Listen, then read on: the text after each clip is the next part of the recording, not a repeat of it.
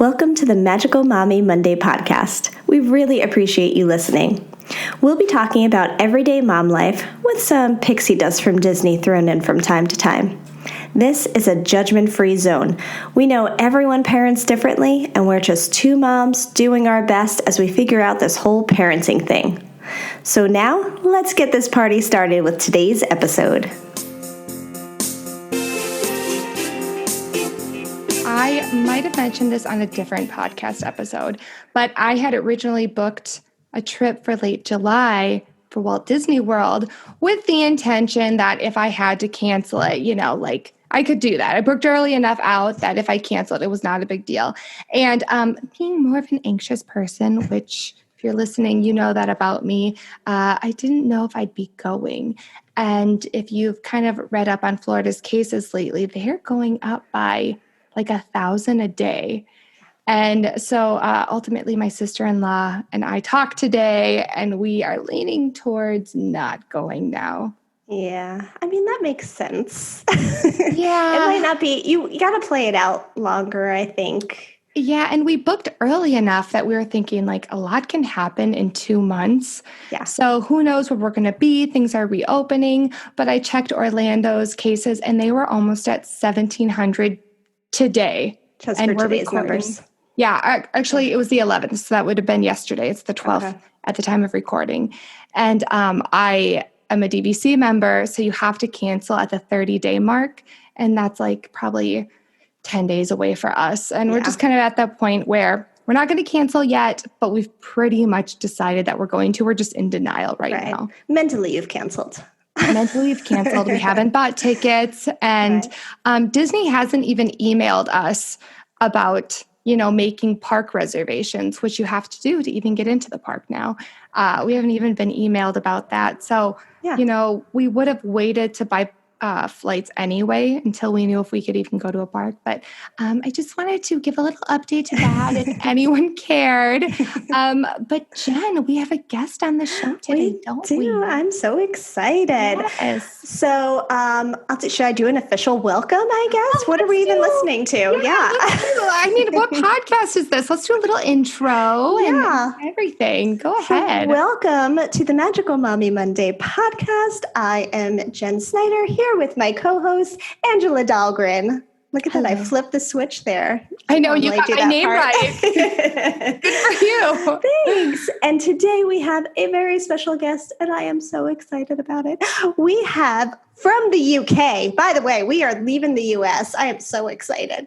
And because we can pretend we're there as well. It's a disaster right now. So we need to go across the pond. Sure. Yeah, exactly. We have a very special guest, Becky Lyddon. Welcome to the Magical Mommy Monday podcast. It's lovely to be here. Really good. Now, I have to say it's not much better over here. So gosh. You probably don't want to be over here. No, we don't. Now, I was kind of looking into the backstory of how you and Jen know each other. And you actually wrote like a 3-part series for Jen's blog years ago. Yeah. That was quite a while ago. Yeah, I found Becky and Sensory Spectacle on Twitter, actually, and just started following her. I started watching her videos on YouTube, and I was like, oh my God, it's like an amazing resource. And I just reached out to her to say that, and she was so kind to offer to write something for the blog, which was great because I was just kind of writing as I was learning all about it from a mom's perspective. So it was great to have her as a resource along the way. And now she's here, and I'm so excited.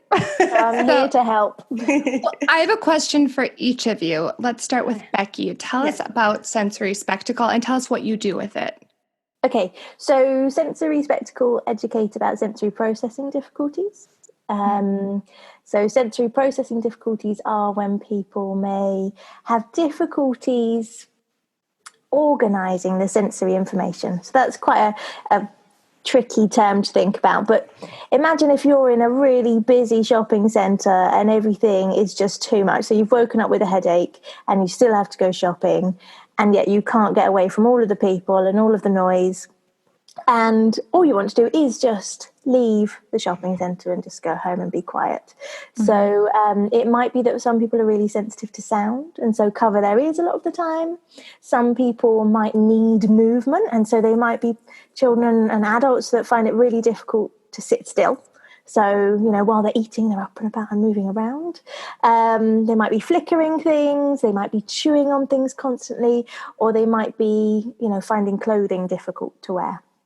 And so I teach about why people might experience these things, but also how we can help people to understand it better if they're a child or adult themselves, but also how adults, parents, professionals can support children and adults better as well, so that everyone can feel a lot more confident and a lot more happy.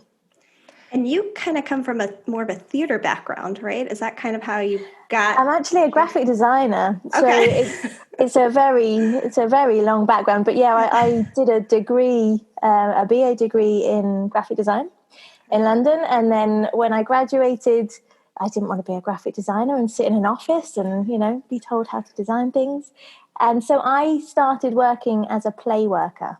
So in the UK, we have, with every kind of local authority, so each area of government, there will be a service for families of children with additional needs. And so in the summer holidays, after school, at the weekends, that child will be invited to a service, so they will get to play. And so I was one of the workers that would support those children. And so I was thrown into learning all about autism, complex health needs, medical needs, epilepsy, and realised really quickly that we didn't have any training ourselves to teach us the sensory stuff. And so I was asking my managers, why are they doing that? So why is someone walking on their tiptoes? Or why is this other person rocking in their chair? Why is this other person chewing on something or hitting something? Mm-hmm. And no one could really come back with answers. So I just took it upon myself. I went and did a master's in art and science. And I specifically looked at the autistic sensory world, because back then, the sensory things were only really being recognised within the autism community. Right. And so I started to work with children and adults with sensory processing difficulties and created immersive learning environments. So ultimately, that's what Sensory Spectacle do. We educate about SPD, but by putting you and I in a situation of how people have described it to feel, so that you get that insight as well. Mm-hmm. And is it still only recognized as part of autism, or is there a separation now? Yeah, no, so it's a lot broader. Okay. We know that a lot more comorbidities, so people with ADHD, and it doesn't have to have any other diagnosis. So some of the people that I work with just have sensory difficulties. Yeah. However, we do know it's very commonly associated with autism specifically, and there's lots of research to back that up as well. I do understand what you mean about there's not a lot of training when it comes to, well, for example, I taught at a preschool that had a lot of children, mostly children with special needs. And it was mainly the minority of teachers who actually had the education behind it, who, went to school for that. But a lot of the teachers, you could just kind of figured it out on the job. And it was very hard coming in, not having much of a background, to just kind of be thrown in and be like, okay, I'm trying to figure this out. I'm watching and learning, but how can I help? Beyond what I know just about, I don't know, typical children. I don't like to say normal children. That doesn't sound right, because children are also different. But yeah, the only education I got was what I learned by watching, and that's just other teachers telling me. Mm-hmm. So it's really awesome that you kind of put it upon yourself to get more formal training and, start what you have. Yeah, I think it's so important for all children anyway. Learning about how our senses function is a huge part of everyone's development, which I think is why the immersive learning just touches on so many people, because we can all relate to it. Mm-hmm. We can all relate to how we feel if a a room is really, really noisy, or if someone's playing music really, really loud and you can't get away from it. And so in part of the workshops that I do now, I actually teach about how our senses develop, because many people that go into especially early years teaching don't have much of that kind of knowledge or experience to understand why we need them. Yeah. And you just think of, five senses. Yeah, I learned that in kindergarten. I can smell, I can hear. So, they don't, exactly. Now, I do have a question for you, Jen. Oh. If you don't mind sharing, what led you to even research and find Becky? So my son, now 6, after I had my daughter, who's about 3.5, I started noticing that anytime we were driving somewhere, if she started crying, like in first few months, infant crying, where they just cry because they hate being at a red light or whatever it is, he would just lose it and be hysterical and try to get us to help her, and like didn't know what was happening. And so, I would calm him down. It's okay. She just cried. She's just hungry. We're almost there, and doing all of that. And that kind of grew over time, where then I noticed he was upset. It was more if he knew, like if we were around his friends and his friends got upset, he got upset and he wanted to leave. Like he could not handle anyone around him being emotional. And so at first I'm thinking, wow, he's very empathetic. And then I started to feel like, okay, this is like really bothering him though. This seems more. And by Halloween, he was Woody from Toy Story for Halloween, and he wore a costume, and in the back it Velcroed, and it drove him insane just having the Velcro. I don't know if he could kind of hear it. And that's it too. I mean, looking back, I see so many things, but his hearing is very sensitive and he can hear things coming from miles away. So I feel like the Velcro rubbing together just drove him insane.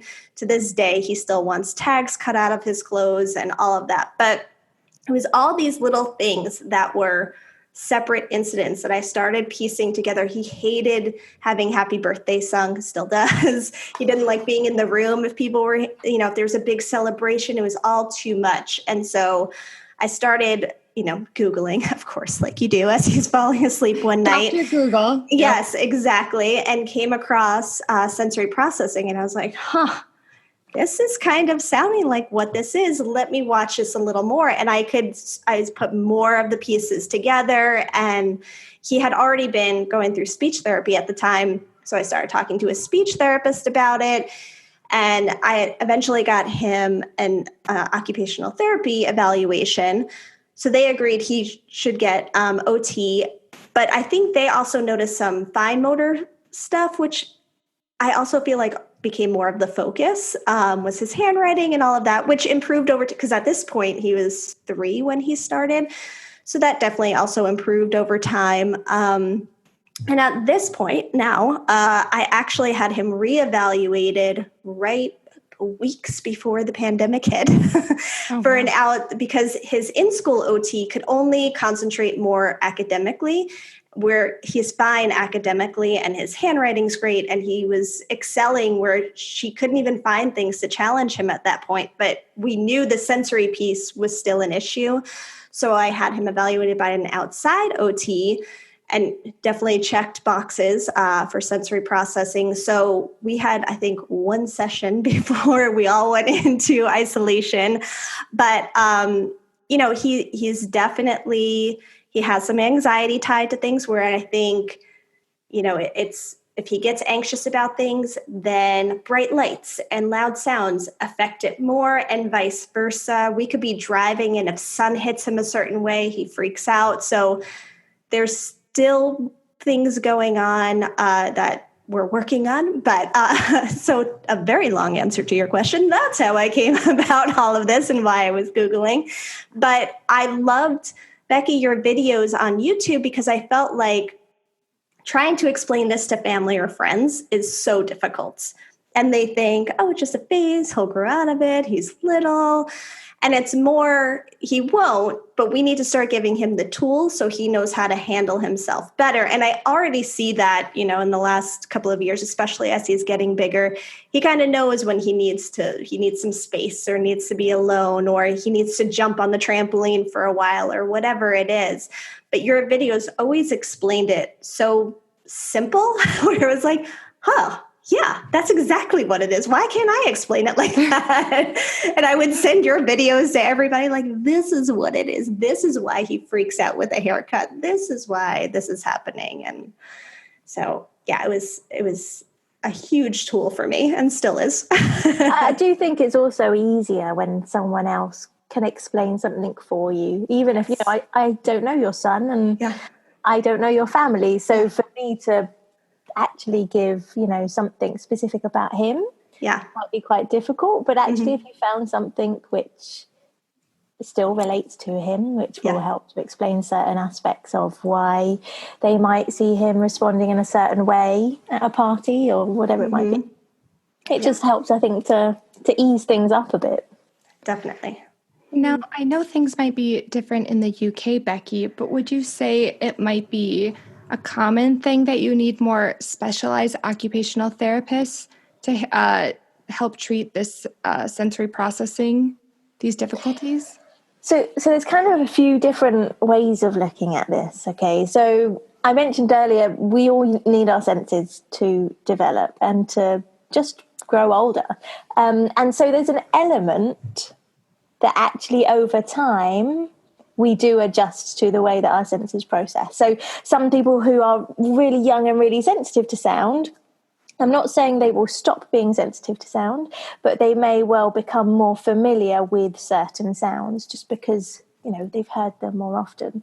However, for people with sensory processing disorder, they will need strategies put in place in order to help them to what we call regulate. So in order for them to feel good throughout their day. So you and I, we can do something to constantly feel okay. However, if I woke up with that headache this morning and then still had to go to work and still had to do everything else, I would have done something so that I could get through my day. So I would have taken some tablets, or I would have had an extra hour of sleep or something before I then get on and do my routine. And when we're thinking about people with sensory processing disorder, it's exactly the same approach that we need to take. So we need to think about how can we help that person to feel good throughout their day, so to regulate. So like what Jen was saying, her son is becoming so much more aware of when things are too much, which is a really great sign because he's recognized, yes, I'm feeling overwhelmed for whatever reason. I'm going to take myself off and I'm going to sit and read a book, or I'm going to go into my bedroom, which for a lot of people is their safe space, is their quiet space, is a space that they can control. Most people, when they've received a diagnosis of sensory processing disorder, will naturally be referred to an OT. So that's the route that most people go through. However, you don't have to rely on an OT just to be able to support someone with sensory processing difficulties. It can be very expensive, and it varies as to how long the support is required for. So some OTs will put in a plan, and that plan may be something that you can do at home and will last for a long time. But actually, for a lot of people, they need something which I refer to as a sensory lifestyle. They need things which they can just adapt into their everyday routine that aren't anything different. So it isn't, big expensive equipment that you need to buy and pay for. Actually, you can just make small adaptations to your or their daily routine so that then they're naturally getting in the sensory regulation throughout the day. And that's part of what you talk about on your YouTube channel. And you show DIYs for how to make some of these tools to help with that too, which I thought was brilliant because you have so much, it covers so much on your YouTube channel as far as, information out there for families, for people helping people who are dealing with these processing disorders, for the person who has it. And then, like I said, the DIYs, it's so helpful. And I was thinking, kids, I really don't have much science to back this up. I've heard that kids can hear so much better than adults, maybe because our ears get damaged over time. But to have issues with sound, and then you're just hearing so much better. Jen, maybe that's why your son was having so many issues. I don't know. And then to have to go to school where everything is so structured and you can't really get away if you're, feeling triggered in some way. How do you help your clients in that way when they're young kids and still in school? So I think it's from a young age having those open conversations. I imagine that's what Jen's done with her son throughout. So talking about, things that they've done. So if they're covering their ears and they've run around screaming, just helping them to be aware of, bringing up, oh, is something really noisy, or are you feeling upset, or you look really upset, not even putting that emotion onto them. A lot of people with sensory processing disorder actually have difficulties with their internal senses, which are the 3 senses that lots of people don't know about. So they're proprioception, vestibular, and interoception. So proprioception is the feedback we get from our joints and our muscles. And so if I was to ask you to reach down into your handbag and find your keys without looking, your proprioceptive sense would use your sense of touch, but also all of those joints and muscles fiddling around in your bag to find your keys. It's your proprioceptive sense. Your vestibular sense is your sense of movement.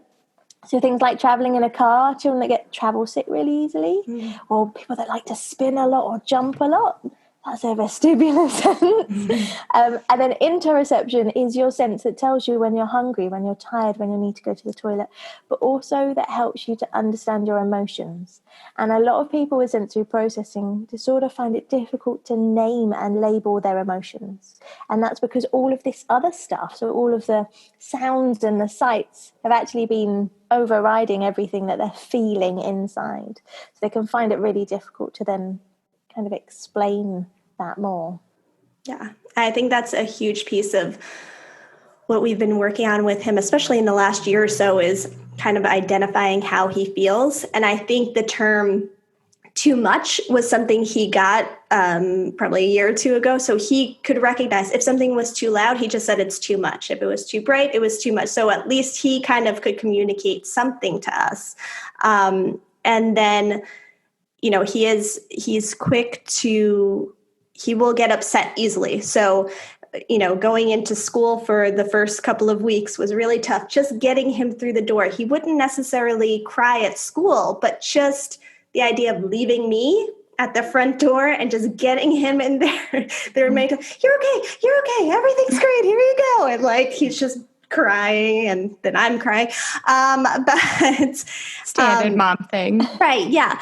But trying to get him to identify his feelings. And I think, from a school side, he it's like he knew, okay, I'm in school. I need to kind of keep a lid on myself. And then after school, it was just pretty crazy once he got home. His teacher didn't really start to see a lot of the things, because I would kind of warn her about certain things like, oh, you're doing this today. He may go this route. It may not happen.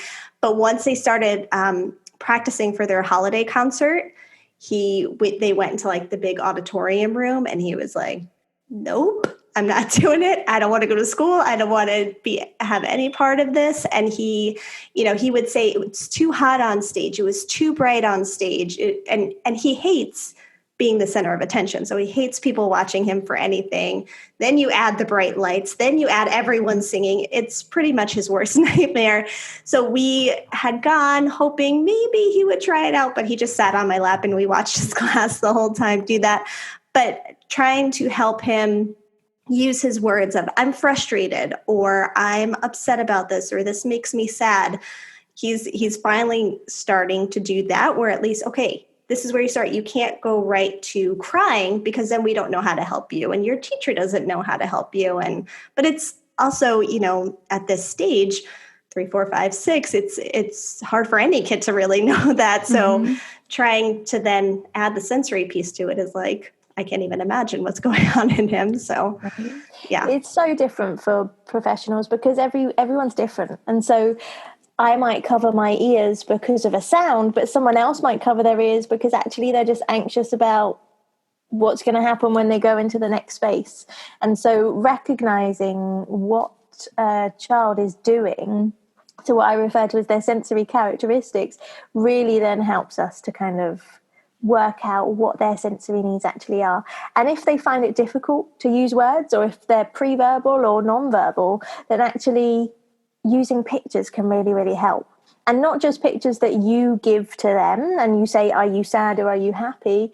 Pictures where they can actually point or give it to you, and, you know, they can point and it's a light or it's a sound, or if it's a piece of clothing, so that then, you know, they can hand it to you or communicate to you, this is what it is that I've worked out is really bugging me, really annoying me. Now, Jen kind of worked to getting her son, an OT by talking with her speech therapist. For parents who are kind of noticing signs, where would you suggest they start if they don't have that other resource? Yeah, so really, I presume it's the same in the US, but it would be going to an OT. There's some very good websites. So you've got Star SPD in America, but otherwise just finding OTs that are online. If you don't know yet, lovely Google's very good. But make sure that you are either on an OT site or on my site or on Star's site, where you know that you're getting information that's accurate and not just someone that is kind of writing stories to emphasize things. There's lots of also really good accounts from adults that have SPD themselves. And so they're really good because they're adults and they're working now, or they're mums and, you know, parents and families. And it helps parents with young children realize that, you know what, things can improve in whatever way it might be for that young person. But it's just about persevering and making sure that you do the right thing for them. So I'd say look up some OTs in your area. Some areas, it's very different. So over here, some people might go to the doctor and then get referred. Some people might have an autism diagnosis and then get referred. Other people might be in school and get referred. So there's lots of different ways of accessing an OT. But like I said earlier, you don't have to have an OT. There's lots of really good books. And I can send you a list of books that are really helpful. That you can read up more about. And as a parent, there's loads of really good resources and online training as well that you can learn from too. So that was kind of my next question, is if you are home during this virus and you've only had one OT appointment, what are some other ways you can help your child? Which you've said there's a list of books, other resources. You mentioned the pictures, asking what are you feeling. So I guess you've mentioned a lot of those already. You've answered my question. I was saying to Jen before we went live, actually, one of the most important things for all families is to make sure you get some sort of physical input.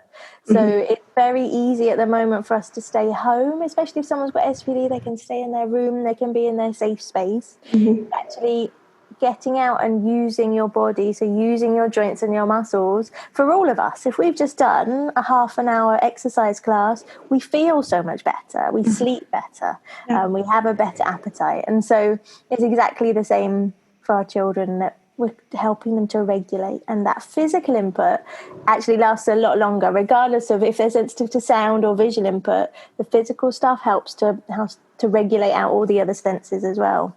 Yeah, and I think we've definitely spent more time outside since being in quarantine than we probably would have even if he had been in school. Like, maybe we wouldn't be going outside after school as much, just because. And this has kind of forced us to get outside more, which has been good. We've been doing walks. He's been riding his bike more. We do chalk. He digs in the dirt. He jumps on the trampoline. You know, he's playing all over. And he's definitely better on the days we can get outside than on, rainy days and windy days, especially. You can see the difference in him. So, and I also, because I think I've read 2 books and I've been trying to pick up pieces of information wherever I can along the way, that I think about a month into being home, that I feel like it almost started hitting him more like, okay, wait, am I going back to school at all? What's going on?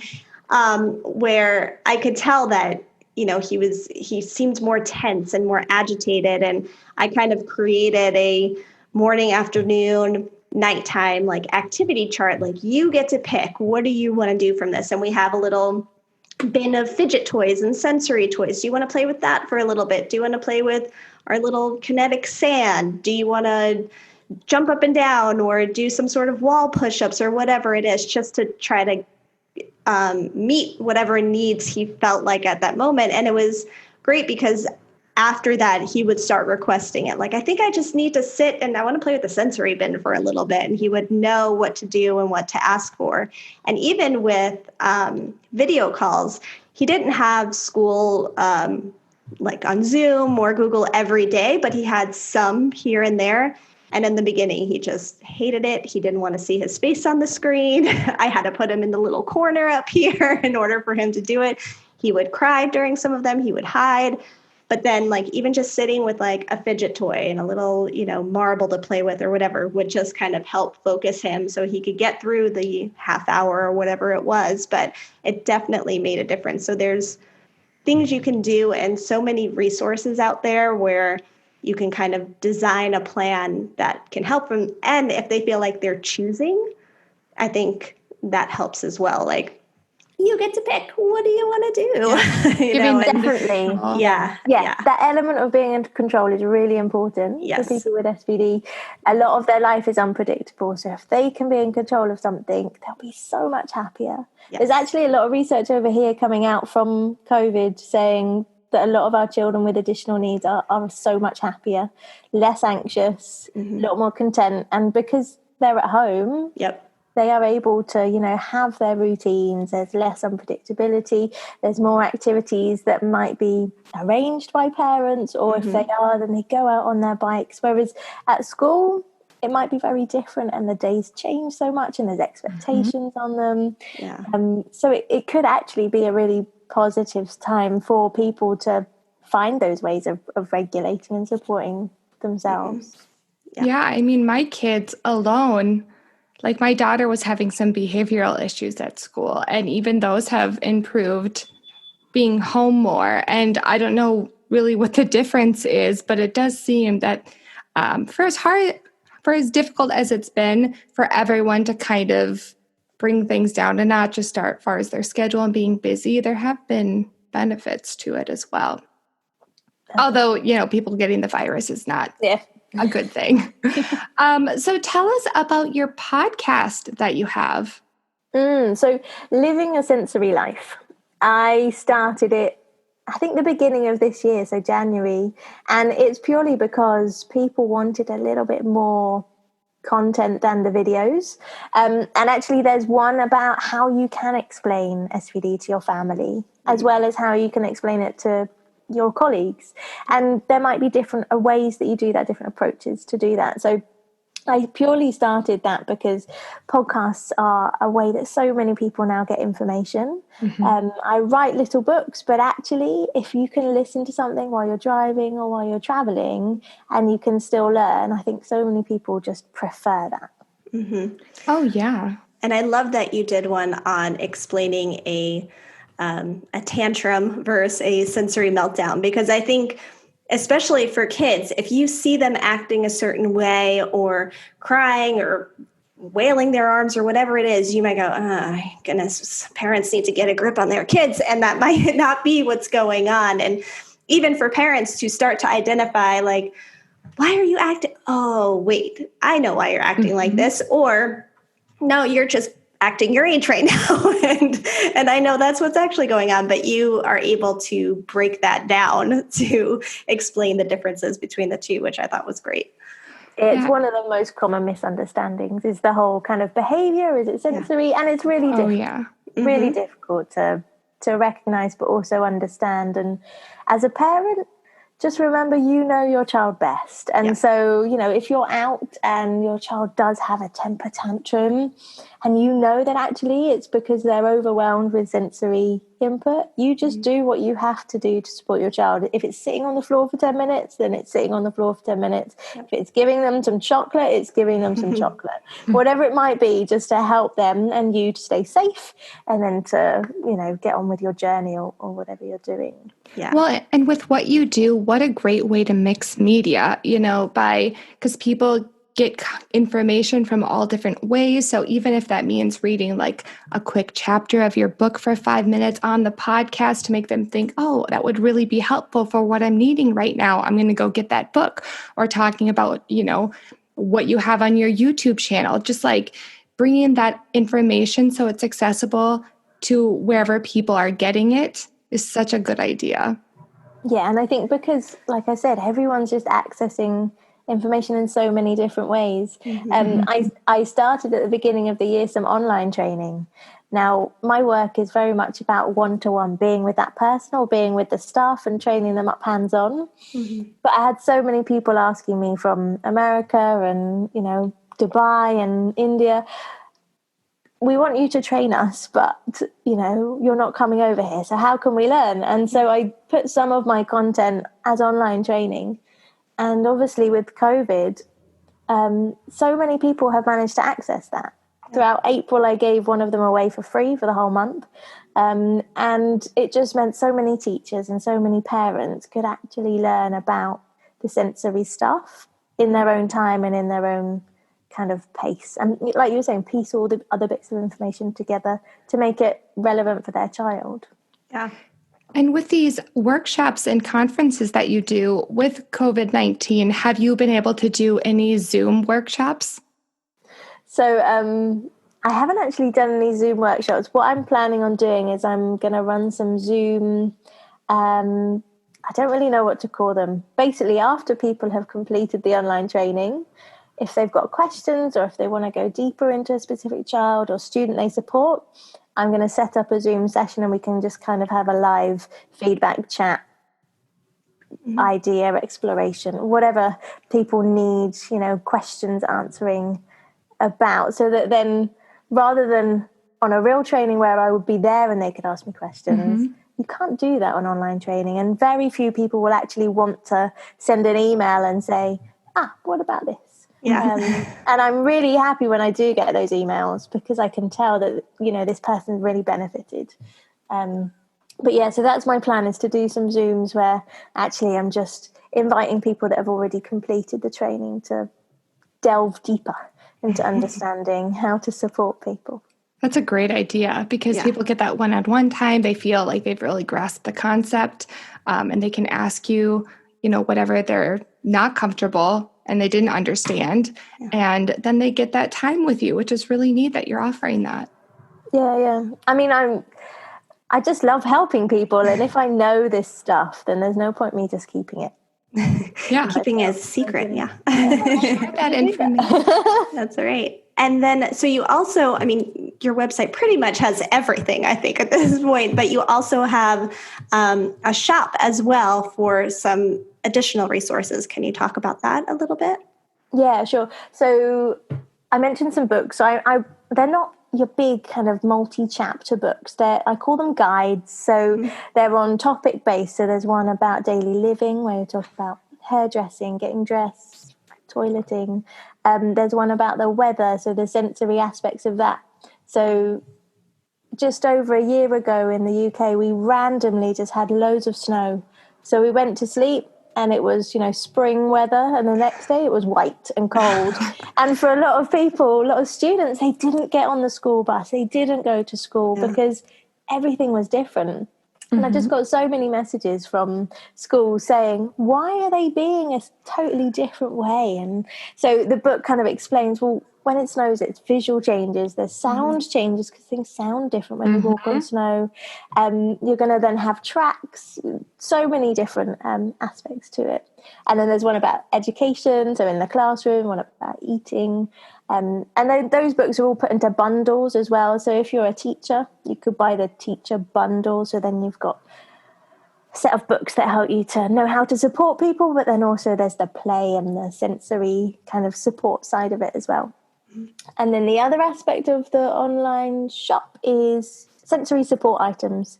And in all of the work that I do not believe in us spending lots of money to support our children and adults. So it's things that you've already got in your home, or it's things that are really, really affordable. So, starting from $1 pound in the shop and going up to a maximum of like £10. Yeah. And purely because we have lots of these things around us. And I've just started doing those in bundles as well, the same as the books, because they're just so popular. To be able to give an education setting a bundle that has got a lot of different sensory resources to support all of their students, I just find so much more helpful to have that kind of there and ready.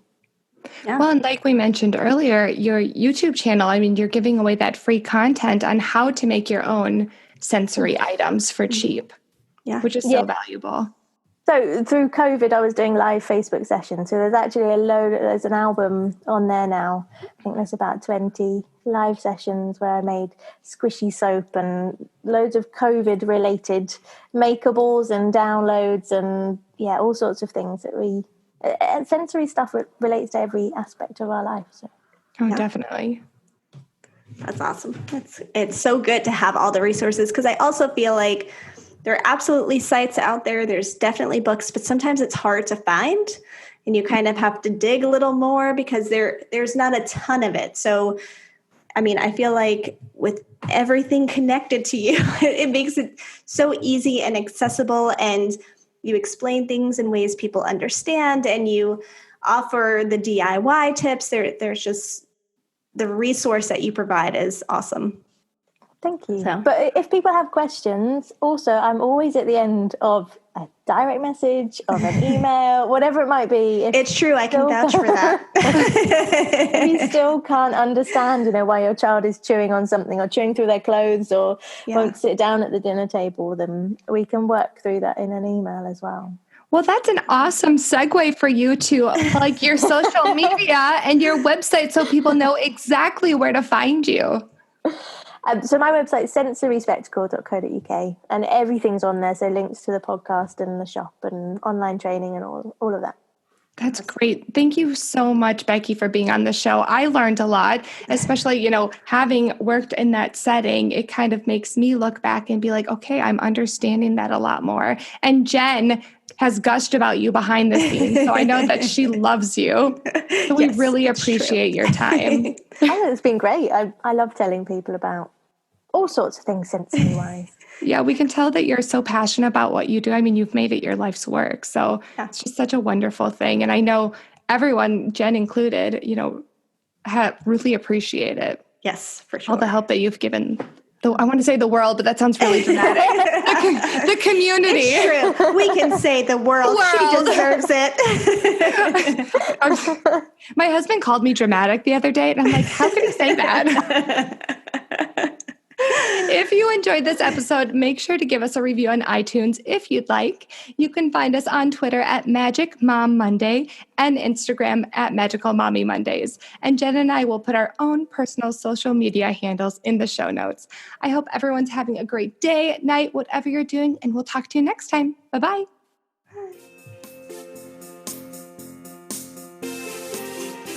Thank you for listening to this episode of the Magical Mommy Monday podcast. We hope you enjoyed it. You can find us on Twitter at Magic Mom Monday and on Instagram at Magical Mommy Mondays. The music you heard on this podcast was written and produced by Matt Harvey. We'll see you next time.